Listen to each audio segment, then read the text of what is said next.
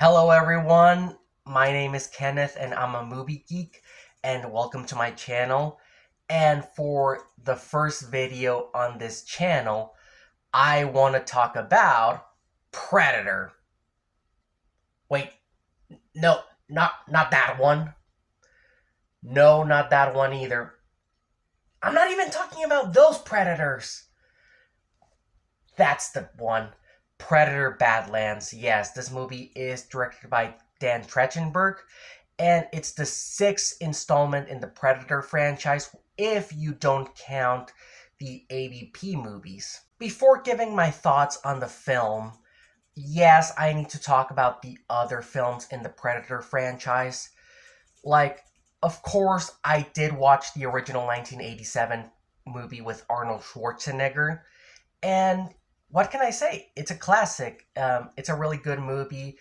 I do like that it starts as a very 80s macho movie, then it devolves into like a horror slasher movie. And Arnold is awesome as always, and there is a lot of really gruesome kills that I really enjoyed. I did see Predator 2. It was okay. I haven't seen the AVP movies, although I heard they sucked. And Predators, I didn't see it. I still need to see it. I did see The Predator in theaters back in 2018, and I'll be honest, I do remember liking it. And when I don't know if I will like it again. I haven't seen it since theaters, and it was 7 years ago. So I don't know if I will like it. So, and Prey, I haven't seen it yet. I know I need to do a lot of homework with this franchise. And now, before I get into this review, I want to preface this by saying that this review is 100% spoiler free. So, when it comes to Predator Badlands, I was interested because they said that this was going to be a new perspective in the franchise, and I was like, you know what? I like when franchises try to bring something new to the table rather than do the same thing all over again. And originally, I was excited when they announced that this was going to be in the Civil War, but they retracted and said this was going to be a futuristic movie. So I was like, okay, I could roll with that. And while the trailer didn't get me hyped or anything, I was like, okay, this looks like it could be a fun movie. The one thing that really worried me was the movie's PG-13 rating because I was like, really? So I saw it last night. I saw it with my dad, and now that I've seen it, what do I think? I can say it was a pretty good movie. I had a lot of fun with it. Let's talk about the new perspective that they wanted to bring to the Predator franchise. Unlike the other Predator movies where the Predator is an antagonist, here he is the protagonist. This is his movie, this is the Predator's story. And that alone got me interested because it was something new, but did it work? Overall, yeah, I say it works. Because unlike other horror villains like the Xenomorph or even slasher villains like Michael Myers or Jason Voorhees, there is potential of having the Predator being the main character, and the way they handled it, it was pretty convincing overall. The movie follows this Predator named Deck, and he basically is considered the weak link of the Yautja clan, and he is basically trying to prove himself that he is worthy of the clan. And then he meets Elle Fanning, and he basically treats her at first like the means of an end.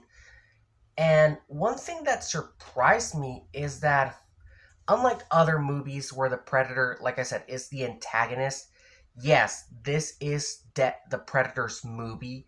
He is the protagonist of the movie, and like I said, works well. Um, yes, he starts out as a very emotionless character, since predators see emotion as a weakness. But he does become more attached to Fanning's character, and it does something at this point that I thought it was impossible. It makes you root for the predator because when I was watching this movie, I was hoping that Deck is going to survive. Again, No spoilers. I'm gonna let you know if he survives or not. You're gonna find out if you watch the movie. But yeah, watching this movie, I was like, yeah, I'm rooting for this character to make it. And the actor Demetrius Well, I'm not even going to attempt that. portrays him well, and since the character speaks in an alien language, the actor does portray the language convincingly. I also liked Elle Fanning's character of Thea. At first, from the trailers, I thought, like, oh my god, this girl is going to be annoying.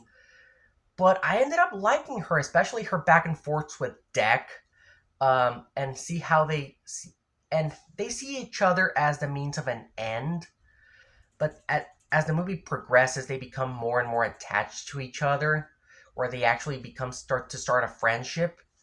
And I also like the connection with the Alien movies because Thea is employed by the Weyland-Yutani Corporation, which is the corporation from Alien. I did like that it established that Alien and Predator are in the same universe because they pretty much forgot that Alien and Predator are in the same universe without trying to force a connection with like, oh, we're gonna make an ABP movie. I do like that it lets you know that if you're an Alien fan, you're like, oh, this is in the same universe as Alien, but it doesn't force in that these are in the same universe. Here's one thing that surprised me. The movie is kind of funny. I mean, The Predator was never a laugh out loud comedy, except this line in Predator. Yeah. Stick around. And The Predator was the first to try a more comedic tone. Your mom's vagina were a video game, it'd be rated E for everyone. But it often felt very forced. But here the comedy felt more natural, and there's a lot of moments that I was actually laughing. And there's a lot of moments that are funny, but are also in a cute way funny. So yeah, the movie has some natural comedy to it. Also, the action. That was the one thing I was worried, because when they announced that this movie was going to be PG-13, despite all of the movies in the Predator franchise being these hard R movies, I was like, Why? now that I've seen it, honestly, didn't bother me that much. Because the movie, yes, it's pretty brutal, but most of the killing goes with synthetics and other creatures. There's no, like, humans in the movie. And honestly, the R rating didn't really feel necessary, so I was like, yeah, I don't mind this being PG-13. And if humans were in the movie, then it would be a different story, because you would be like, yeah, this needs to be rated R.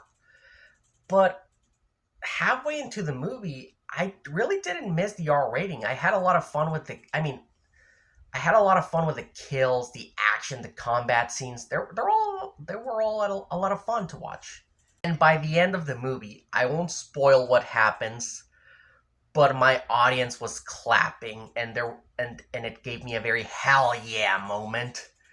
But yeah, overall, I really like Predator Badlands. I had a lot of fun with it, and I do recommend it, especially if you're a fan of the franchise. So overall, I am going to give Predator Badlands an 8 out of 10. If you're a fan of the franchise, I think you're going to like it, and I hope Dan Trachtenberg makes another one, and I do need to see Prey. So yeah, those were my thoughts on Predator Badlands. Let me know down in the comments. Did you like this movie, or did you hate this movie? Or here's a question. Which one is your favorite in the No, that would be too easy. Okay. Which one is your favorite in the franchise that isn't the original? I want to make this harder. Comment below, let me know. If you enjoyed this video, please consider liking and subscribing. And if you want to follow me on Instagram and Letterboxd, I will leave links down in the description. Till next time. Stick around.